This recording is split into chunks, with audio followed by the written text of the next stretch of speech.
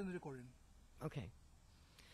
So then I would say into the late 80s, on the cusp of 80s and the 90s, I was living in another state, and that book came out, Communion, and everybody said, oh, you got to read it, you got to read it.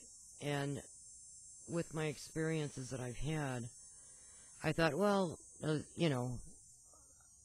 see what happens, I'll read it. Boy, did that connect. And I just felt like I had to get a hold of somebody and tell them some of my experiences, especially that first one I had, which was so informative. There was a lot more to that first experience, but some of it I just keep to myself. But anyway,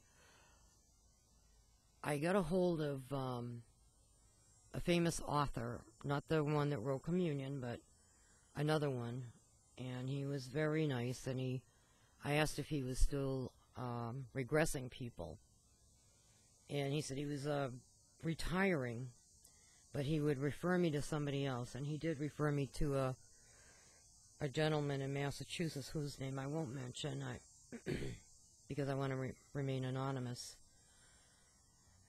This gentleman was well known and seriously taken,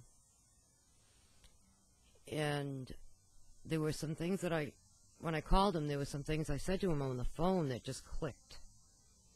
And the biggest thing I said was, something really big is going to happen. And he said to me later, he says, and he calls these people experiencers, that came to him, that was one of the first thing they would say to him, something big is going to happen. and he had a positive outlook on the whole thing, so I liked that. At that time I needed that. To this day I have I would say a neutral outlook. I don't think they're here to save us or to kill us. I think they're just people like us, and they're scientists.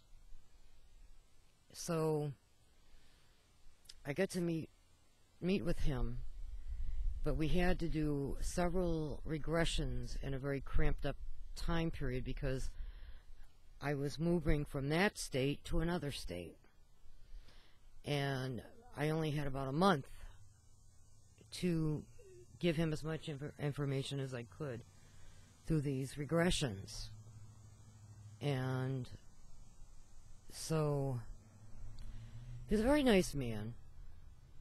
And when I started the regressions, things started happening. I had a few more sightings outside my bedroom window, the disc, and it would just stay there, and then it would swing back and forth like a pendulum, then it would just take off. And Billy Mayer's movies. Have you seen Billy Mayer's recordings? Yes. There was a UFO swinging like a pendulum, and in a very strange manner, it was like imperfect pendulum. Was it the same? Yeah. Yes. Why would they do that? I have no idea. From our viewpoint, though, because I was in the military, when you see something swinging like a pendulum, you're just seeing one view of it. But if you're directly underneath it, it could be making a figure eight, In Billy Mayer's movie, it wasn't a good figure eight. It was more like imperfect pendulum, actually.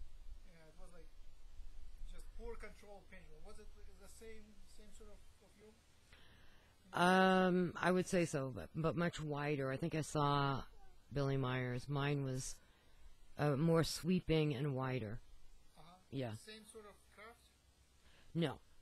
This was a disc-shaped craft. Oh, and Billy Mayer's also was a saucer, basically. Two saucers, one, like, just as two saucers. Oh, maybe I didn't see that one. I saw some of Billy Meyer's stuff, but what I saw looked like a disc, silver disc, and it was just sweeping back and forth, and it was tiny. It wasn't real big. I knew it was one of our airplanes because being in the military, being in the Air Force, I was familiar with airplanes. And after going through a few of these regressions, then I get visited by, I think, our government, a black ops helicopter, unmarked. It was late at night, and all of a sudden I hear this loud noise. The house is shaking, and lights are being shined in my house. My 8-year-old daughter is in hysterics, comes running down the stairs. I'm like, what the heck is going on? And she's hysterical. I come out the side of my house, and there's, like I said, that black ops helicopter, and he had the door open so I could see the whole side of him. And he was dressed in regular clothes, but he had dark glasses, and it was at night. He had a close-cropped beard, well-manicured, and he's looking right at me, shining the lights in my house. He's almost level with my second story of my house, doing completely illegal stuff. Never supposed to fly that low. And I'm looking for markings, like I said, no markings. So I get mad, and I raise my fist, and I'm like, you son of a... And I just went like, come here, don't scare my kids, being protective of my children. And he stared right at me. And I would say he stayed there looking at me for, I would say, and I was in my pajamas too, by the way, my flannel pajamas. And he's staring at me, and I'm staring at him. I had no fear. I don't know why. And then he backed the helicopter and took off. He couldn't even bring it forward, because if he brought the helicopter forward, it would have hit the house. That's how low he was. I'll put on pause here.